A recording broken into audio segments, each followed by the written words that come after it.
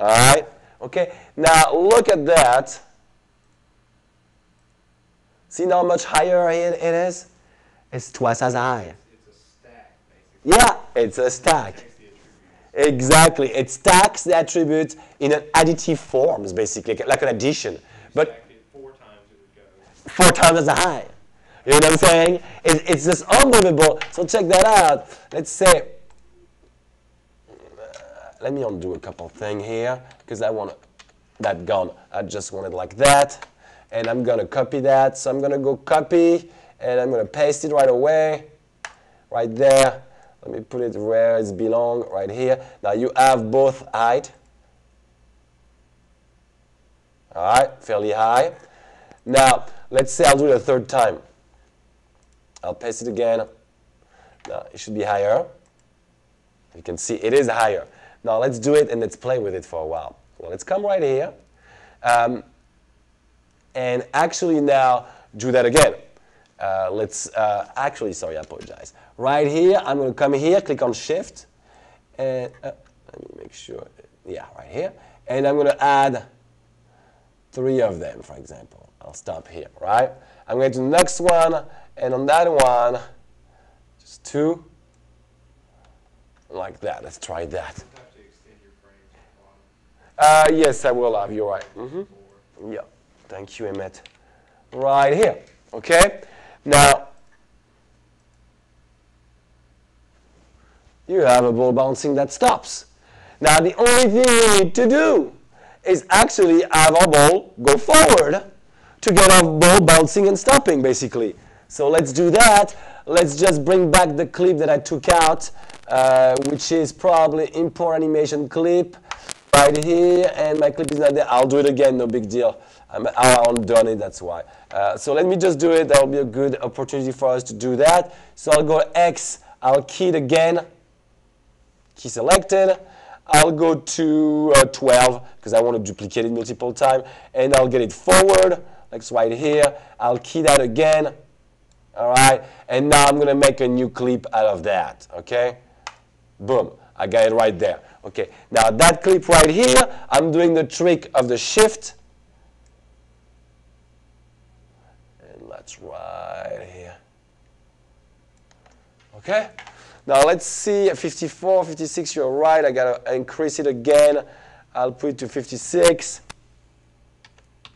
Actually 60, so we can have a little stops on it. And that's 60 also, right here. Now let's play our animation. And let me move it away. You could also just do another clip where you rotate it and that it looks like it bounces and then rolls. But of course, Spencer, you got the trick. This is it. You guys understand? So now I just play like that. Let me get smaller. It's a little too big. We can't see the whole thing. And we play the whole clip, basically. 1, 2, 3. Actually, that one is a little big. It should be like, that's my foot. And shift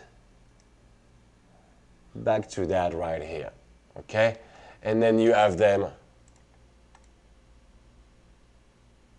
Actually, there's one too many also here. So you go back here, shift it, bring it back in, and you should be good now. Pretty funny, huh, you guys? Same thing here, it's a little long, so we can, not this way because that would change stuff, and I'm going to get to that real soon. I'll take it right here, just a stop after, and then we'll play it. So, of course, you can put a rotation on it. Okay, we're going to try that. We can put a rotation to see how it works. You can put a squashing and place it at the proper timing and so forth, which will give you no headache of pivot points anymore. Not at all, exactly. That would take away all that little business, you know. I think for someone in the video game industry, it's awesome. Yeah, because it's just a list of different clips that can be accessed. Exactly. It's basically, we'll group all the motion of a character or a bad guy or whatever you're doing, you know what I'm saying, into a list of clips, just like we do in animation for video game in dynamic animation, in nonlinear dynamic animation, basically. That's what it is. All right, you guys. So I think right there is just amazing. Let's look at a couple things you can do with that. is you can actually, like I said, let me take a little bit of those things out. I don't need them anymore. And I'm going to recenter that properly to 0, like that. Okay? Actually, fully. Right. Okay. Now, that one right here, the 100% right here, you guys, if you grab it right there, that's what's going to do. Okay? So you get the same thing, but a lot slower. All right? That's going to slow down because you're taking it, making it bigger. I can see Havet is like, man, you know. And now if you can do the inverse, you know, you can bring it in. Because, like, I could have just made a real simple walk cycle, and then if it was too fast, you could have changed it. Exactly. Exactly. The wheelbarrow, when he picked it up, I could have just stretched it out. Exactly. Yes. You can definitely do that. You can definitely do that. Keep taking classes with you, because it just gets... But you know, I keep digging into it every day, you guys, just for you guys, frankly. Because I have so much fun hanging out with you guys and having classes that, you know, I just do stuff, frankly. But it is a very neat little tool, you guys. It's just amazing. You can trim it right here. Let's say I don't like one. I want just from 6 to 12. I can come right here and do the same thing. Hold on. Right there. Yeah. There's, like, really no use for Premiere other than putting them all together. Pretty much, yeah. It's just, and it works just like Premiere. You can do the tools right here. The icons are exactly what I just taught you, but with icons for cutting, trimming in the back, trimming at the end, you know, and so forth. We will get deeper into that scheme, you guys, big time when we'll get into characters. All right, I got to study it a little bit more personally because there's blending modes. And, you know, using curves and stuff like that, that will let you blend between the different motions for characters. You can overlap motions so we can see if they are actually... It's not like you're having to key stuff. You just overlap until it looks good, and then you're done. Exactly. Exactly. Like, oh, I got to rekey this whole thing. Exactly. You're totally right. You know, you can actually just grab... You can do it in a Trax editor without having to rekey everything, but it's a pain. You know, it's not as straightforward as here. It basically what happened is that in reality here you do not destroy anything. You could have your motion.